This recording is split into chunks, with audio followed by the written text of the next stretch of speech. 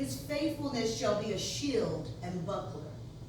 You shall not be afraid of any terror by night, nor of the arrow that flies by day, of the plague that stalks in the darkness, nor of the sickness that lays waste at midday.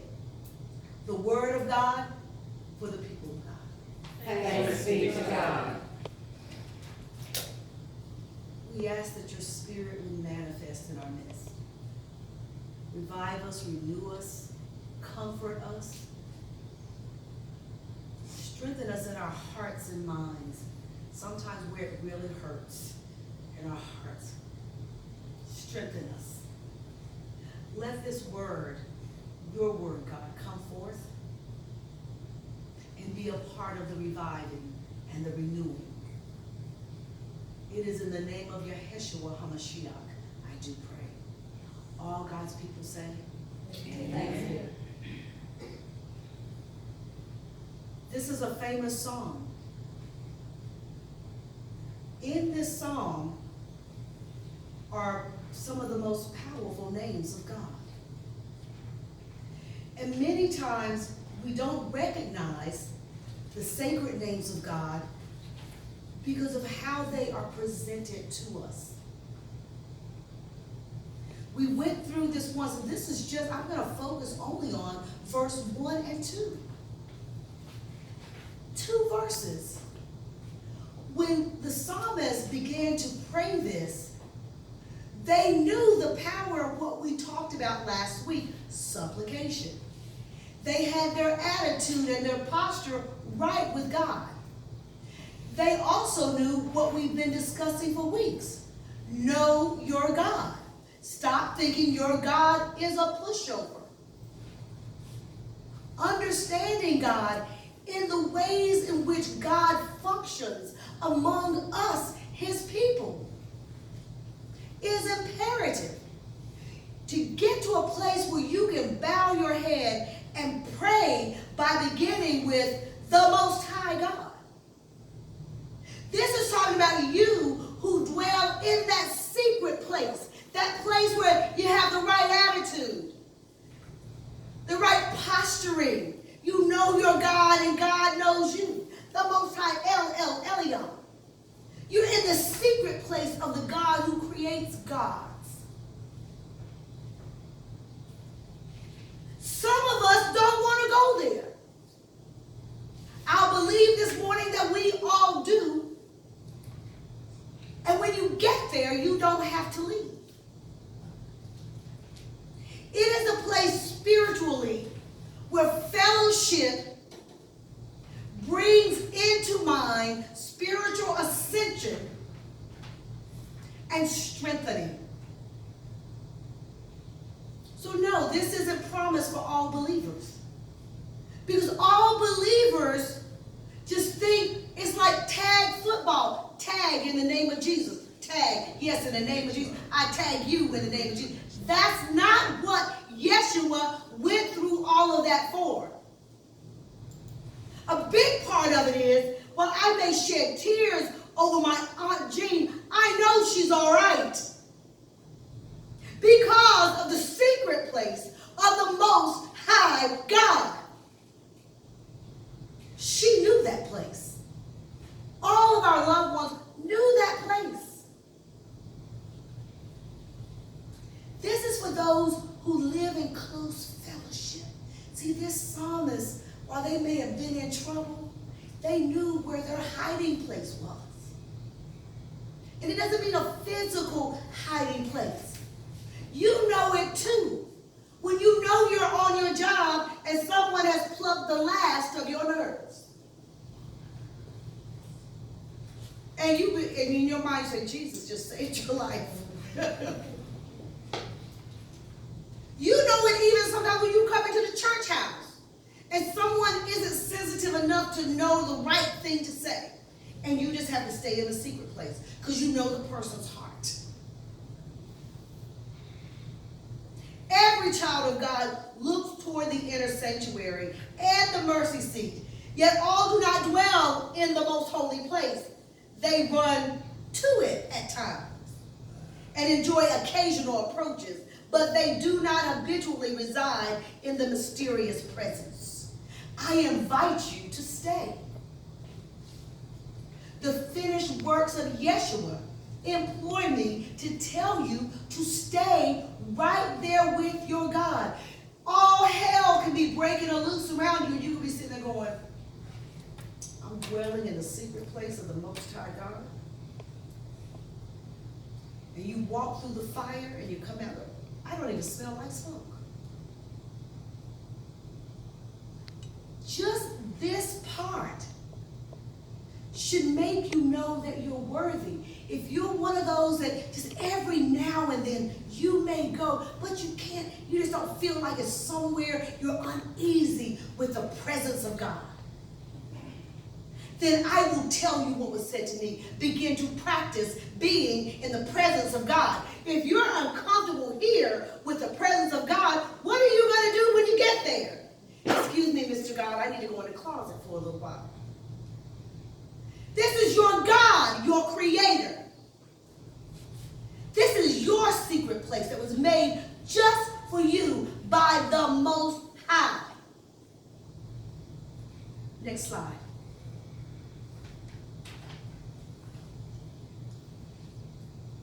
The shadow of the Almighty, Shaddai. You're in the secret place, and then the Almighty is covering you. The Lord, the one whose tetragrammaton is Yod-Heh-Vod-Heh. Now, rarely say that sacred name, but it's all just the first 2 verses.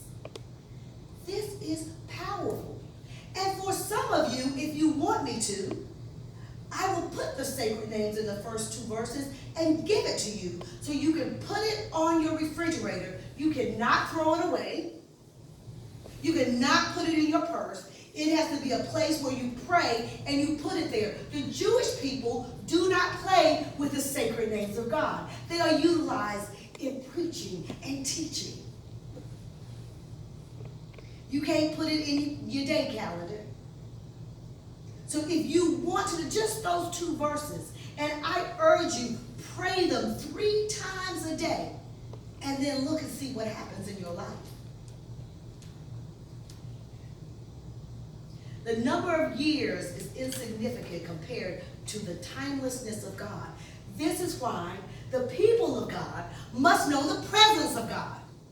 We can feel the presence of attitude walking in the room, but we can't feel the presence of God. That has to change. After all, this is our God. Do you take ownership of God? I do. My God, in whom I trust. My God, in whom I trust. You have to trust God. The presence of God can be scary at times. You only have to read some of the stories of the prophets. Because there's a lot of shaking, rattling, and rolling when God comes around. But you have to be patient, still yourself, and wait for the small, still voice to say, why are you here? What's happening? I see you. No need to run. No need to hide. I'm with you. No matter how hard it gets. And I know in this country, citizens know this God, and we must get back and begin to act like we know this great God who is approachable. Remember last week, the week before, we talked about the 2 mountains, Mount Sinai and Mount Zion.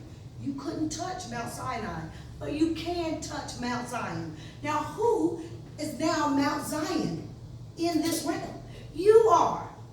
And if you're not willing to be in God's presence and touch God and stay charged full of the life of God, and people come and touch you, no, they will just be touching another person. There will be no change in their lives. We all can think of stories where one person saying something good changed our lives. I know I can. Have you been the change agent for someone? Have you allowed God to show you whose life you should be speaking into? This God we're in the shadow of the Almighty, the secret place of the Most High. See, we may enjoy God's presence for ourselves, but in actuality, it becomes fruit. And fruit will just rot on the vine if you don't give it out. Don't worry, more will come. But you must be willing to be kind sometimes to those who are not kind to you, to love the unlovable, to hug those that no one else will hug. Next slide. Our God is the only permanent and enduring person we have in our lives. And therefore, the only true security is found in God. Human life, by contrast, is short and uncertain. Lord, don't we know that? In the last 2 weeks, we know that. And is brought to an end as God decides and when God chooses. Isn't that great that God took that from us? I know my sister would have my Aunt Jean still right there in the bed. I know I would have my grandparents. It's not our choice, which is a good thing. And as I always say that Dr. McKenzie said to me, when the house is on fire, would you sit there on the sofa and say, God's going to take care of it? No, you would jump through the windows and get out. And sometimes this house is on fire, and we have to get out and begin our journey to the higher heavens. This is your prayer this week. This is your prayer. Just 1 and 2.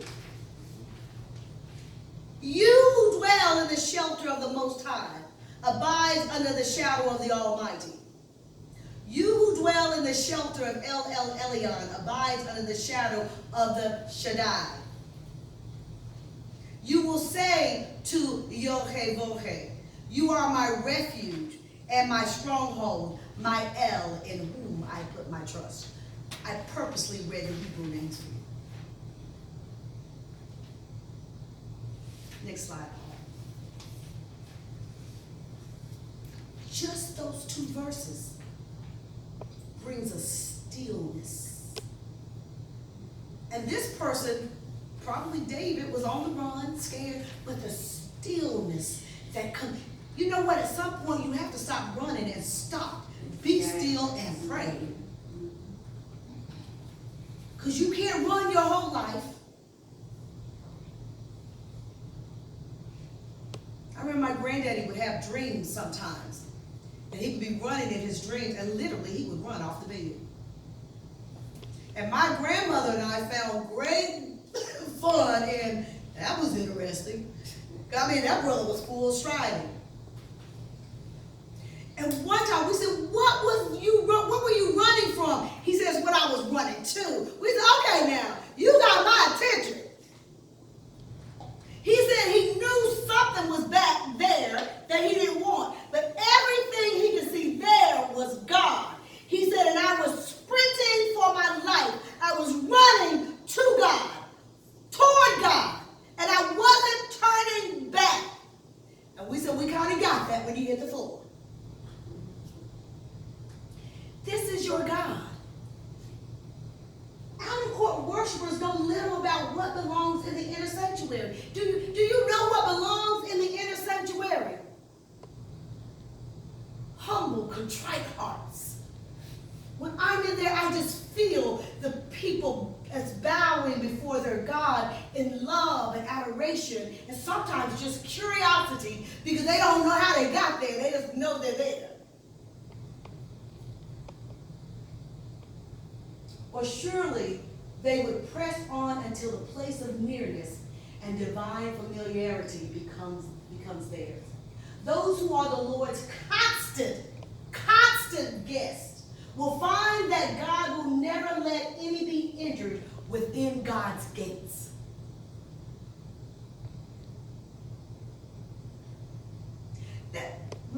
injured, that doesn't always mean what we think it means. I know the fall I had, I probably should be dead and my neck should be broken. And they didn't even have to set a bone, but the bone was broken. The weapon was formed, it just didn't prosper. So sometimes people think that means I don't break a nail, I don't do anything. What God has opened broadly for us is a place before God where you can bring not only your troubles, yourself. Sometimes we leave our troubles there, yes, but we don't. That's all that sits before God is our troubles and our worries. How about just take yourself and let your Creator tell you more about yourself? You may discover that through the eons and things, and when you came into God's mind, I created you to be a magnet for people just to come and tell you things. And you might say, well, God, I don't always want to hear it. But that's what I created you to do, to be a hearer. I created you to be a doer. But see, that's coming into the presence of God and knowing who you are with your Creator. I think it's sad that not all believers go there. Not all believers believe there's a there. But there is. And in God's presence is pure satisfaction. Can't explain all of it. All I can say is when you know, you know. Because, I've been seeking in the spirit realm. Lord, I know my Aunt Jean told me she was okay. I want to make sure she's okay. And I'm in the holy place just meditating. God said, she's a superstar up here. It's like, okay. As you baked through the cakes. And maybe that kind of rung a bell because when I had her candle lit and I asked her if she was okay. Is everything good? And the candle lit up the whole room. I said, oh, you're good. And it got brighter. You're more than good. So when God says, no, she's a star up here, that's the way the candle lit up like a star. But she's not the only one.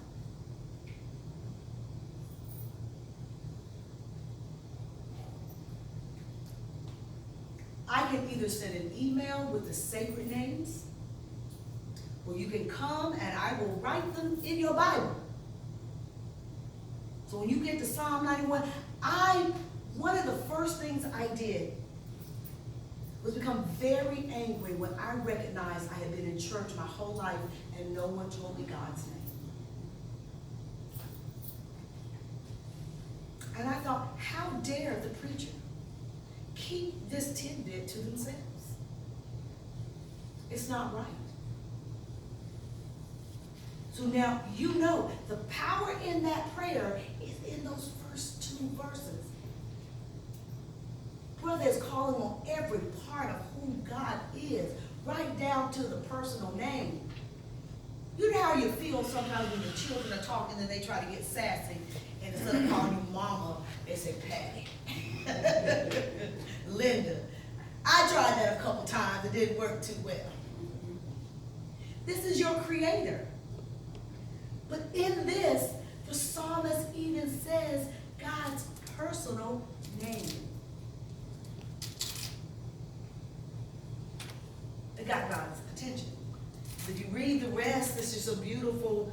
Just telling God, so saying, I'm going to protect you from this, and ain't nothing, I'm going to do this, the angels will catch you up, and it just goes on and on.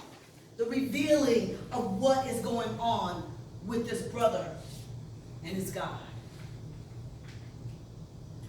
Facebook family, I pray that this has added a blessing to your life. I know I've been missing for a week, so hopefully I will get this posted. We do have the Fall Festival coming up this Saturday, so come. I don't have tickets online, but I do have our PayPal address.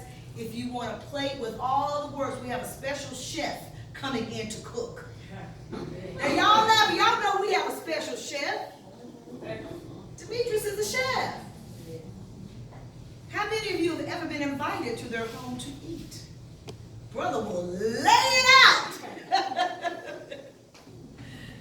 But if you're wanting to come, there will be a large yard sale. This is our annual fundraiser. This will benefit our pantry and all of the outreach work that we do here at Beth Salem. So please come and join us or go online to our Facebook and you will see the address. It's Beth Salem FRP at msn.com for donations. And if you want to get one of those big plates of food, that's just $10, and it does go toward pantry and other things that we do here throughout the year. Love you, Facebook, and hopefully I'll see you this week.